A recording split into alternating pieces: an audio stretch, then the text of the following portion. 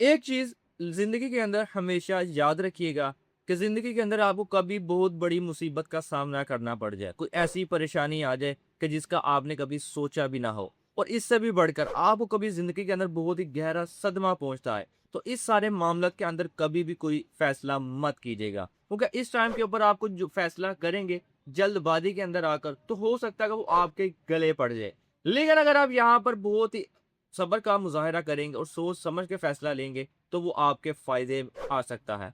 ऐसा ही हमें आज देखने को मिला सुल्तान महमद फ़ातेह सीरीज़ के अंदर, जहाँ पर सुल्तान महमद फ़ातेह को 1 नहीं, 2 नहीं बल्कि 3-3 ऐसे सदमे बर्दाश्त करना पड़े, जिसके बाद उन्होंने अपना जो था सब्र का मुज़ाहिरा किया, जल्दबाज़ी और कोई भी काम नहीं किया। बहुत ही सब्र के साथ उन्होंने ये सारी चीज़ों से बाहर निकल आए। जहाँ पर सबसे पहला सदमा तो उन्हें यनीचेरी की फ़ौज का देखने को पड़ा। याद है यनीचेरी के हज़ारों सिपाही तो पहले शहीद हो चुके थे और बाकी हज़ारों की तादाद के अंदर सिपाही उस ताउन की बीमारी के अंदर मुब्तला हो चुके थे। और इसी चीज़ को देखते हुए जो दूसरे सिपाही पीछे बचे थे, उनका भी हौसला टूट चुका था। और कोई भी सुल्तान किसी भी जंग को जीत नहीं सकता अगर उसकी फ़ौज के हौसले ही ख़त्म हो जाए। अभी इसी सदमे से सुल्तान महमद फ़ातेह बाहर नहीं थे निकले कि उन्हें एक और सदमा देखने को मिला, जहाँ पर ये पता चलता है कि ज़ागानोस पाशा भी इसी बीमारी के अंदर मुब्तला हो चुके हैं। और उस इंसान के ऊपर क्या ही गुज़रे कि जिस इंसान को उसने इतना बड़ा बनाने के अंदर इतना अहम किरदार अदा किया हो। उस इंसान ने हर चीज़ उस बंदे को सिखाई हो, सुल्तान बनाने तक अगर वो उसका साथ देता रहा हो और जितनी भी फ़तूहात आज तक सुल्तान महमद फ़ातेह ने हासिल की, उसके अंदर अहम किरदार था ज़ागानोस पाशा का। लेकिन उनके आखिरी टाइम के ऊपर सुल्तान महमद फ़ातेह उन्हें अलविदा भी नहीं थे कह सकते, उन्हें मिल तक नहीं सकते, सिर्फ़ इसी वजह से कहीं ये बीमारी, ताउन की बीमारी सुल्तान महमद फ़ातेह को भी ना लग जाए। ये इस टाइम जो दर्द, जो तकलीफ़ होती है, वो सिर्फ़ वही इंसान बर्दाश्त कर सकता है जिसके ऊपर वो गुज़र रही होती है। ये चीज़ तो आज हम देख रहे थे सुल्तान महमद फ़ातेह की आँखों के अंदर वो कितनी तकलीफ़ से गुज़र रहे थे इस सारे लम्हे के दौरान।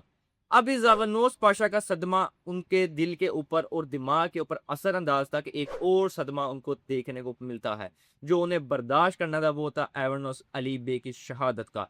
यानी वो बंदा जिसने इस रियासत के लिए इतने सारे फरीज़े सर अंजाम दिए कि बंदा उनको गिन भी नहीं सकता। हर तरह की मुसीबत के अंदर वो सुल्तान महमद फ़ातेह के साथ खड़े रहते थे। यही वो बंदा था अली बे जिसने सीज़न 1 के अंदर इनके तख़्त को भी बचाया था। अगर वो वहाँ पर इस तरह का फ़ैसला ना करते, तो सुल्तान महमद फ़ातेह कभी इस तख़्त के ऊपर दोबारा आ ही नहीं सकते।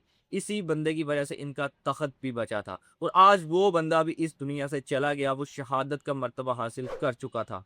लेकिन इन 3 गहरे सदमे के बावजूद वो इंतकाम की आग तो सुल्तान महमद फ़तेह अंदर थी कि वो इसका इंतकाम लेके इन तीनों के पीछे व्लाद ड्रैकुला का ही हाथ था।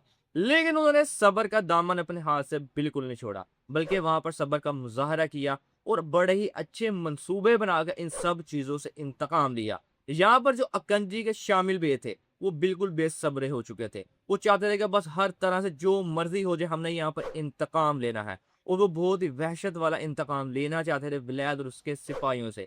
हत्ता कि व्लाद के जो जितने भी जागीरदार थे, वो भी इस बात से डर चुके थे कि यहाँ पर पैदीन एवानोस अली बे को शहीद तो कर दिया है, लेकिन हमारा अंजाम बहुत बुरा होने वाला है। क्योंकि हिस्ट्री के अंदर यही अव्वल दस्तअदा था सुल्तान महमद फ़ातेह और बाकी भी सब सुल्तानों का। वो सबसे पहले ये छापा मार भी इनको ग्रोह बोला जाता था। यहाँ पे इनको पता होता था कि हमारी शहादत तो पक्की है, लेकिन वो डरते नहीं थे, बिल्कुल भी हिचकिचाते नहीं थे। बगैर किसी हिचकिचाहट के वो आगे बढ़ते थे, अपनी मौत को गले लगाने के लिए। इनसे लोग डरते थे। और जब इनके इतने बड़े सरदार को ही यहाँ पर पैजरी ने मार दिया, तो वो इंतकाम की आग के अंदर बिल्कुल पागल हो जाएँगे, हमें किसी हाल में नहीं छोड़ने वाले। ये खौफ व्लाद की आँखों में भी नज़र आ रहा था। लेकिन यहाँ पर जागीरदार उसका साथ नहीं छोड़ते, व्लाद ड्रैकुला का सिर्फ उसके डरने की वजह से अगर हमने व्लाद का साथ छोड़ा, तो यहाँ पर ही हमारा काम तमाम कर देगा व्लाद ड्रैकुला।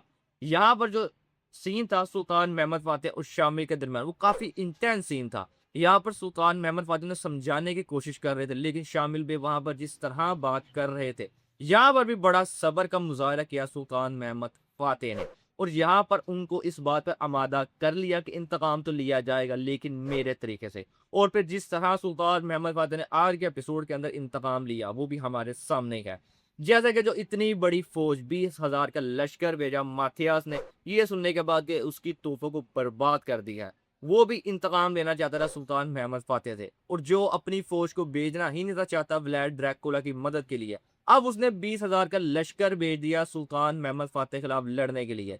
यहीं पर सुल्तान महमद फातेह का पहला इंतकाम सामने आया। जो फौज दरिया अबूर करके इफलाक सरजमीनों पर आ रही थी, पहले तो वो सारी की सारी आधी फौज को वहीं पर निस्तो नबूद कर दिया तोपों के जरिए। वो सारे के सारे पुल तबाह कर गए, जो आधी फौज पीछे बच चुकी थी। वहां पर अक्कंजियों के दिलों के अंदर जो इंतकाम की आग थी, वो सारी की सारी बरसी इनके ऊपर, और जिस तरह गाजर मूली की तरह वहां पर इन्होंने काटा इन तमाम सिपाहियों को, वो देखने लायक चीज थी। वो सीन बड़ा ही ज्यादा मजे का था, क्योंकि सुल्तान मेमन फातेह के अंदर जब भी जंग के सीन होते हैं वो बहुत ही ज्यादा मजेदार होते हैं। यहाँ पर जिस तरह वीएफएक्स का इस्तेमाल किया जाता है या एआई का इस्तेमाल किया जाता है, वो देखने के अंदर बहुत ही ज्यादा अच्छा लगता है। और जिस तरह यहाँ पर भी इस जंग को दिखाया गया, वो देख के बहुत ही ज्यादा मजा आया। फिर दूसरा हिस्सा आया इंतकाम का, जहां पर पैदरी से इंतकाम लेना, जिसने एवर्नस अली बे को शहीद किया था। यहाँ पर मनसूबा तो व्लाड ड्रैकुला ने तरतीब दिया था एरना की मदद से मिलकर कि वो सुलेमान को मकतूब लिखेगी। यही बता करके शहजादों ने, जो इसके इर्द गिर्द जागीरदार थे, उन्होंने बगावत कर दिया है और उनको रोकने के लिए मलका कतरीना जा रही है।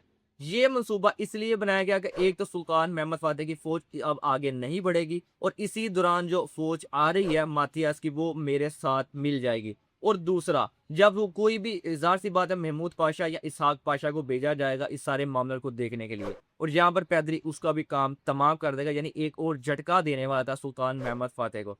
लेकिन सुल्तान महमद फातेह यहाँ पर पहले ही जान चुके थे कि ये सारे का सारा खेल तरतीब दिया गया है, और यहाँ पर बायाजीद की मदद से सारे खेल को खराब किया गया और पैदरी को भी यहाँ पर पकड़ लिया गया। और एपिसोड के लास्ट के अंदर तमाम फौज के सामने जिस तरह वहां पर पैदरी का मारा गया, वो भी चीज बहुत ज्यादा अच्छी लगी कि तुर्क कभी भी अपना इंतकाम नहीं भूलते। यहाँ पर ये चीज मुझे काफी ज्यादा अच्छी लगी यार, ये एपिसोड के अंदर, कि एक ही एपिसोड के अंदर हमें ये सारी चीजें देखने को मिली। जो पहला हिस्सा था वो काफी ज्यादा इमोशनल हिस्सा था, जहाँ पर यनिचरी के फौज के हालात, जागानुस पाशा के सारे मामले देखने को मिले, एवर्नस अली बे के जिस तरह शहादत दिखाई गई, वो सारे जो सीन थे वो बहुत ही ज्यादा मजेदार और इमोशनल होने वाले थे, जिनको देख के ज़ाहिर सी बात है हर इंसान इमोशनल तो जरूरी हुआ होगा।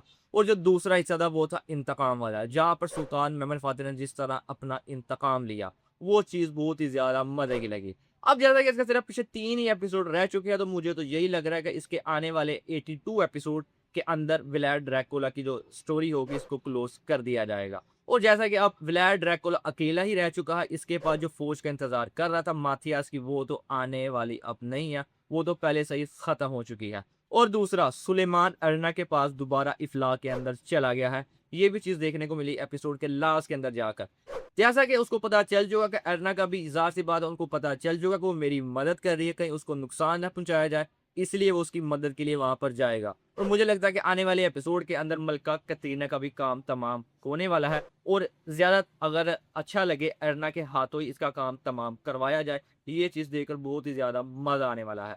बाकी आज का एपिसोड आप लोगों को कैसा लगा, कौन सा सीन सबसे ज्यादा आपको अच्छा लगा, कमेंट करके जरूर बताइएगा। आज की वीडियो के अंदर बस यही था, मिलते हैं आपसे नेक्स्ट वीडियो।